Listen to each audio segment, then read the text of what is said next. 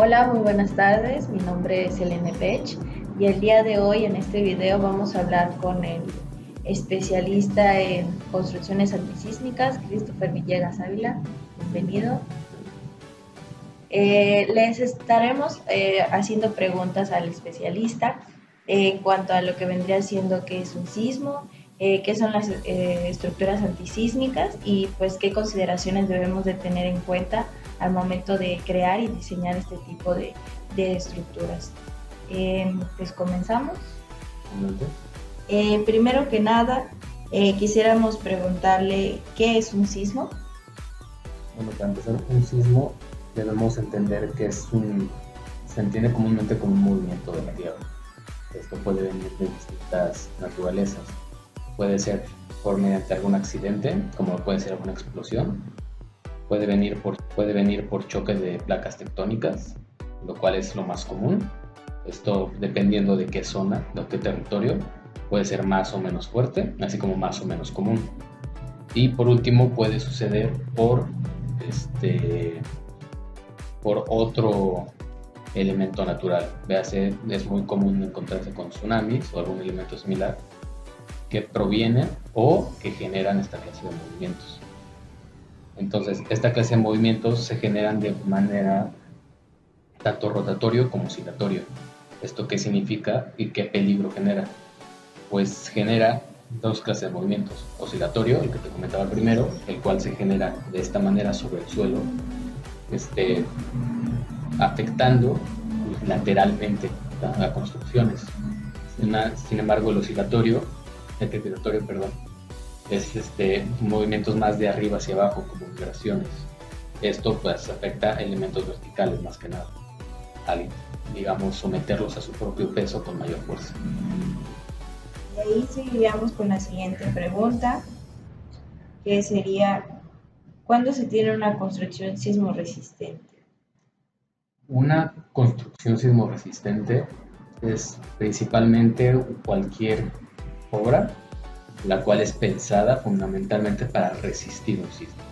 Es decir, puede ser vista desde muchos ámbitos, desde los materiales, desde su forma, desde sus mismas dimensiones, desde el cómo es el proceso en el que se construye, siempre y cuando la finalidad es la misma, resistir, obviamente por el nombre, sismos. Esto a través de mantener estas mismas obras sobre los mismos movimientos para evitar que este choque de resistencia con movimiento genere el quiebre. Esto puede también verse, principalmente se utiliza en áreas donde son de peligro sísmico.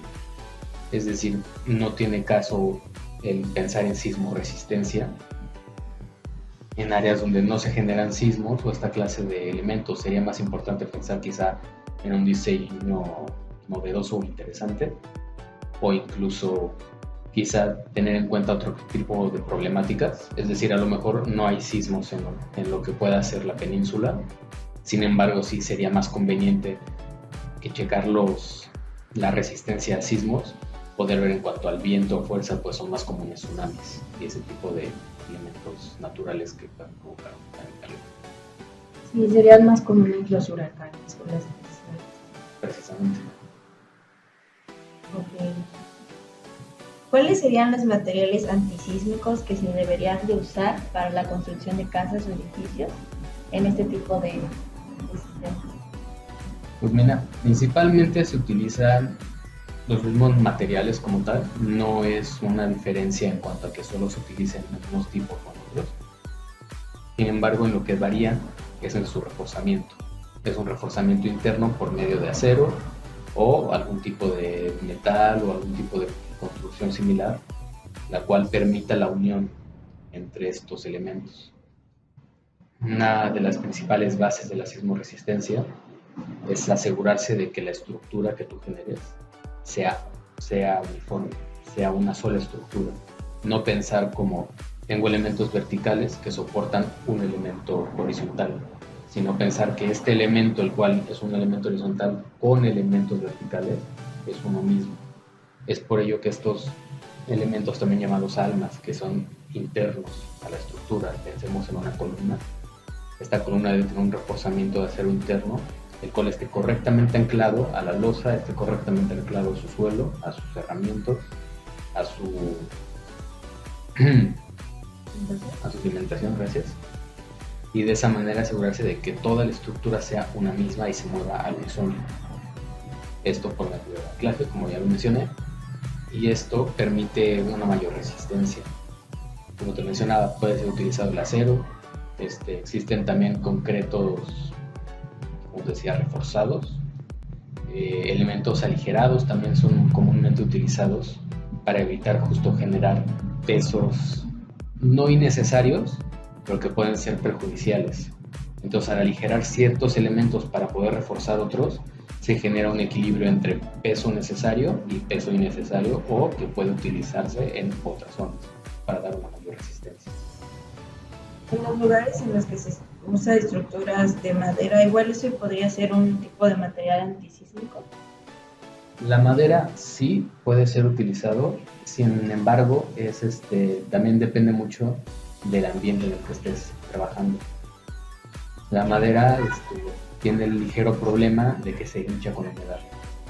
Entonces esto, si bien en algunas áreas sí es utilizado, pues también tiene cierta flexibilidad, lo cual también ayuda mucho. Sin embargo, en zonas de alta humedad puede incluso ser no peligroso, pero puede ser negativo para la misma estructura, pues al hincharse estos elementos pueden generar una falla. Creo que una de las principales preguntas que se tiene es qué tipo de datos o consejos nos podría dar en cuanto a la construcción de una casa o edificación antisísmica. Bueno, como ya había mencionado, los sistemas antisísmicos se basan principalmente en dar una mayor resistencia. Entonces, como puede ser, algunos ya se mencionaron, como lo pueden ser el mantener toda la estructura unificada, el no tener simplemente elementos como si fueran legos uno sobre otro, sino que esté todo correctamente anclado. Otro sería que lo que sean tanto muros como cimentación sean siempre en ambos ángulos, es decir, que estén encontrados en perpendicular, perdona. Pues de esta manera estás asegurando que a la hora de que haya un movimiento, digamos, oscilatorio, no puedes prever que vaya a estar en un eje o en otro. Entonces, cuando tú tienes estos elementos paralelos, permites este choque de este elemento no se va a mover, este elemento tampoco, y eso le da una mayor resistencia. Este elemento, si tú lo repites o lo utilizas más allá que simplemente la cimentación, te da una mayor resistencia. Si los muros están encontrados, pues te da resistencia. Si eso lo transmites a las siguientes plantas, estas plantas se ven unificadas, pues esos pesos tienen hacia dónde transmitirlos, no están volando. Lo siguiente sería, justo hablando de los volados, el que no sean muy amplios. ¿Puedes tener volados en un elemento sismorresistente? Sí, pero debes asegurarte de que el cálculo estructural te permita hacerlo, pues si tienes un volado de mucha amplitud, ese peso te va a generar un problema. Ese es otro punto. Tienes que asegurarte de que toda tu estructura sea lo más continua posible, llamémosle. Si tú tienes una planta de una forma con unos muros internos en cierta distribución, lo mejor que puedes hacer es esa distribución, tenerla también arriba. Si tú colocas más peso de un lado que de otro, se va a tender a caer hacia ese lado, eso no es un misterio. Entonces lo que tienes que hacer es tener que, si tienes un peso de un lado, mantener eso debajo, mantener eso por encima. No puedes, lo mejor sería, por ejemplo, se puede ver claramente en los rascacielos de la Ciudad de México.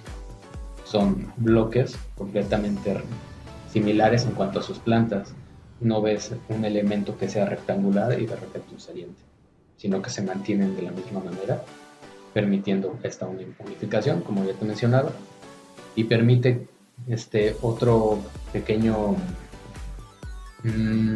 otro problema que puede surgir es que cuando se está generando un sismo, los edificios no se quedan totalmente rectos, tienden a moverse junto con la tierra. Esto genera un movimiento similar a esto, como un péndulo invertido, digamos. Y esto, si tú tienes un elemento similar en todas tus plantas, es eso, es tener un brazo manteniéndose así. Si tú tienes más peso de un lado o más peso de otro, al tener algún volante, si al tener alguna variación en la planta, eso te genera un cambio, te genera una variación en su eje central, en el cual se está representando todo el peso. Eso lo que va a hacer, va a generarte dos problemas. El primero, que vas a tener más peso de un lado y eso te va a generar que tienda a moverse hacia esa dirección y por lo tanto a caer. Y el segundo, el efecto torsión. Pues cuando tú no tienes un eje centrado, tanto de gravedad como de peso de las plantas, ese peso va a tender a empujarte. Y eso al final va a hacer que el edificio se torza y eso invariablemente lo que va a generar va a ser quiebres, fisuras, precisamente cualquier tipo de daño que no queremos en elementos estructurales, que son los que más se dañan. La siguiente es tener un correcto funcionamiento o una correcta construcción. El asegurarse de que todos los elementos que estés utilizando, todos los materiales, sean implementados de manera correcta. Asegurarse de que tus columnas estén bien hechas, que se hayan utilizado la dosificación correcta de materiales, que se haya curado de la manera correcta, es decir, asegurarte, como ya te lo mencionaba, de que está bien hecha. Pues con una columna, con cualquier elemento estructural que te falle, eso significa más carga para el resto de elementos estructurales que se salen de tus cálculos y entonces eso obviamente te va a generar problemas.